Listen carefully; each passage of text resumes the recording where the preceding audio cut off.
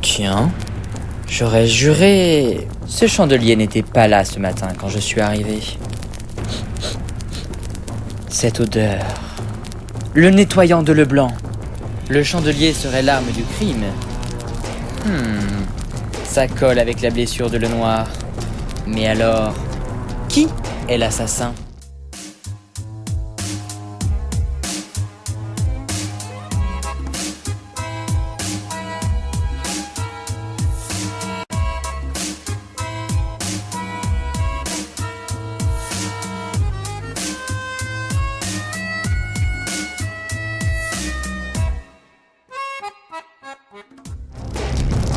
Je sais qui a tué le docteur Lenoir. Violet pense avoir réuni assez d'indices pour confondre le coupable.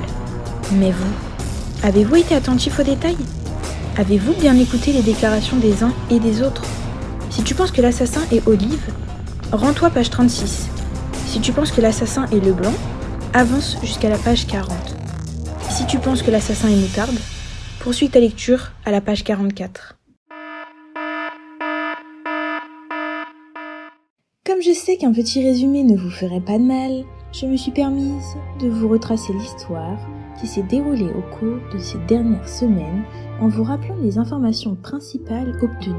J'espère que cela vous aidera à déterminer si le coupable est Olive, Leblanc ou bien Moutarde.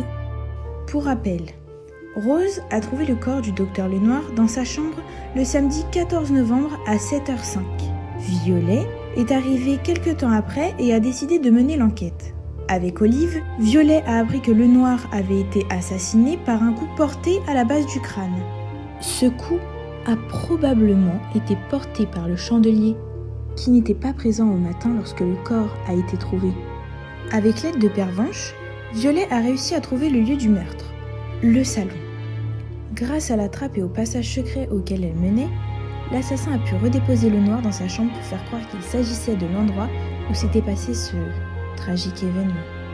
Selon elle, il faudrait être un homme pour parvenir à porter Lenoir jusqu'à sa chambre. En ce qui concerne les horaires des événements, grâce au bracelet connecté de Lenoir, nous savons qu'il est mort avant minuit, probablement à 23h45, heure de fin d'activité du bracelet connecté. Pervenche nous a également informé du fait qu'elle avait entendu Lenoir se disputer avec quelqu'un dans son bureau aux alentours de 22h30.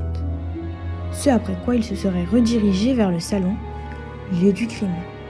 Petit rappel pour ce qui incrimine nos trois suspects. On sait tout d'abord que Lenoir investissait dans la société d'Olive, ce qui expliquerait que la mort de Lenoir ne serait pas en faveur de ses intérêts. Cependant, Olive affirme avoir croisé Moutarde après une partie de billard vers 22h. Mais Moutarde, lui, prétend être allé se coucher après le dîner. Il y a donc un problème. L'un des deux ment. On apprend qu'Olive connaissait un secret à propos de Lenoir et que Lenoir estimait ne plus avoir à le protéger car il n'avait rien à perdre. En effet, il était malade et avait déjà rédigé son testament. D'ailleurs, il versait tous les mois 5 000 € à Olive. Olive faisait donc peut-être chanter Lenoir. Mais, selon lui, Moutarde pourrait bien être le coupable. On a également retrouvé une ordonnance au nom de Moutarde. Il semblait donc être malade, et Lenoir le soignait probablement. Pour ce qui est de Leblanc, on a retrouvé un nettoyant métaux dans son sac. Et l'arme du crime avait la même odeur que ce nettoyant, ce qui laisserait penser qu'elle a nettoyé l'arme du crime. Leblanc avait également prévu de démissionner de ses fonctions dans la clinique dans laquelle elle travaillait avec Lenoir. Grâce au témoignage de Pervenche, on sait également qu'à 23h45, Leblanc est entré dans sa chambre, perturbé, demandant un somnifère. Elle a expliqué à Pervenche qu'elle souhaitait démissionner car Lenoir lui reprochait quelque chose. Elle serait ressortie de sa chambre un quart d'heure plus tard, soit vers minuit. Quant à Rose, elle nous a également appris quelques informations utiles.